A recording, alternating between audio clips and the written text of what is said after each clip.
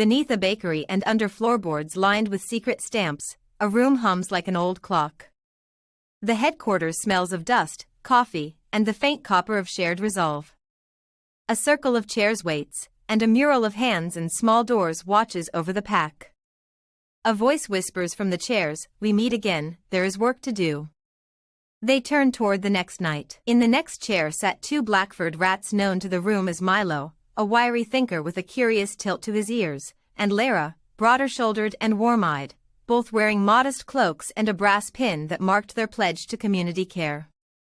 A human Italian pizza chef tossed dough in the air through a skylight above, flour drifting like distant snow. He went unnoticed by the meeting. Milo says we start by checking the ledger and the door. Lyra nods and they lean in toward the map. They were not alone in concern. At the far side of the table, three caramel-colored rats in tailored but slightly showy jackets conspired in low tones. Their names, Karam, a smooth talker, Brune, careful and calculating, and Sienna, sharp-eyed and restless, were known enough to make the room shift. Karam murmurs, "The town will believe anything we weave." The chamber leans toward the plan with a soft, dangerous hush. A problem was spoken of in clipped sentences. A communal fridge in the town square had locked itself shut months ago and refused the town's hands.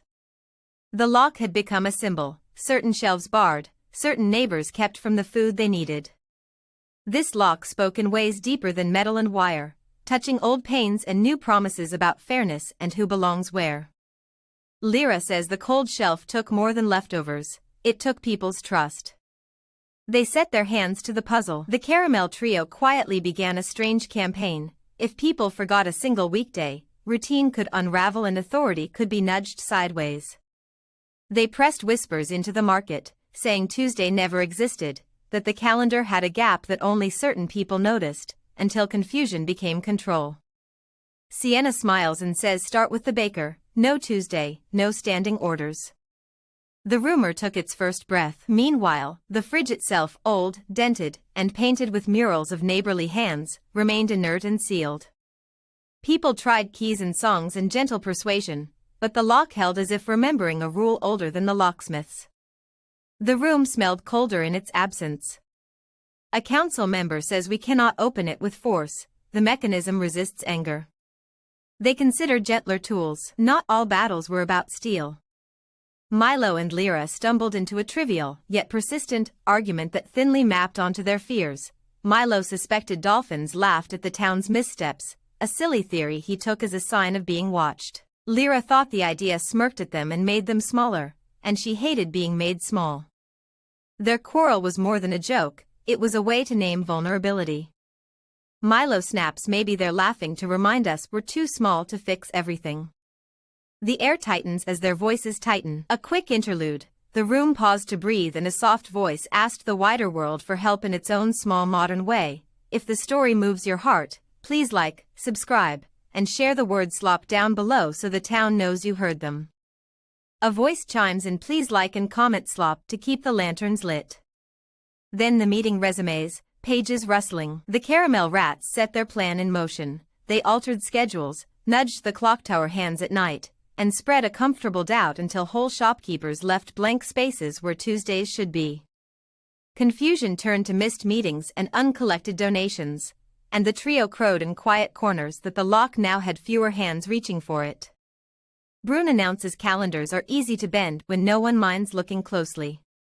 The plan slips into gear. Milo and Lyra tried to open the fridge with clever keys and songs of welcome. Milo fiddled with a contraption of gears while Lyra recited names of neighbors who had been shut out by the lock. For a moment the lock hummed like it heard them, but then it went silent.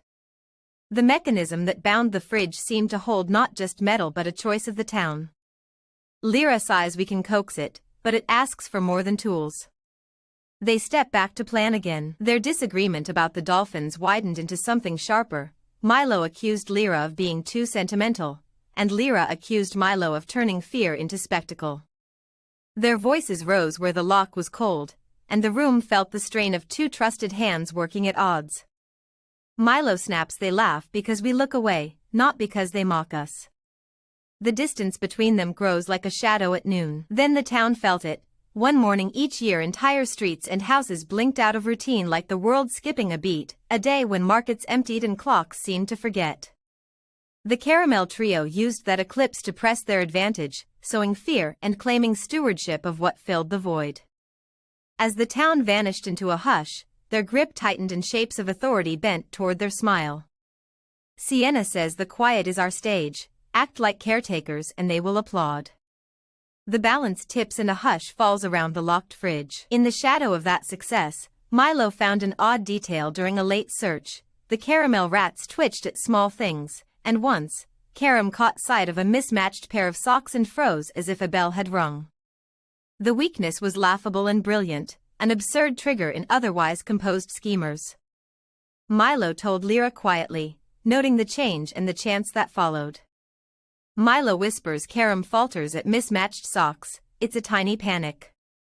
They sharpen their plan with soft smiles. When the trio gathered to claim the square, Milo and Lyra used the socks trick like a small stage direction.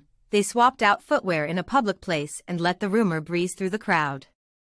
The leader's composure splintered into a fluster and a stumble, and the caramel rats' carefully spun authority unraveled into petty panic. The crowd, tired of being told which days belonged to whom, stepped forward. Brune stammers, I can't, this is all wrong. The tide turns as neighbors close ranks. With the trio's confidence broken, the room filled with hands and voices working in unison. Milo and Lyra led a chorus of neighbors reciting names, sharing keys, and telling the lock the story of who belonged to the shelves.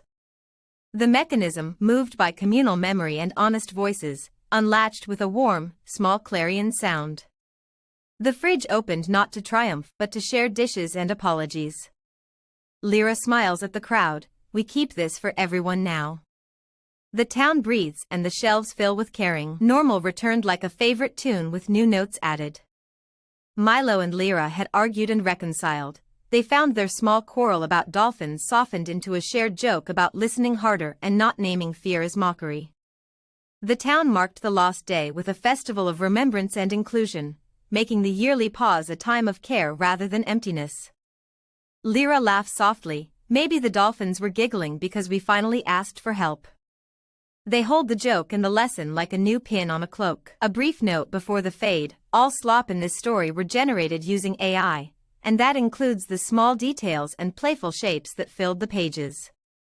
This is a simple statement to be clear about the tools used, not a boast. The story itself belongs to the characters and to anyone who sees their own town in its corners. A voice adds, thank you for listening, be kind to your neighbors. The lamps dim as the last candle is snuffed.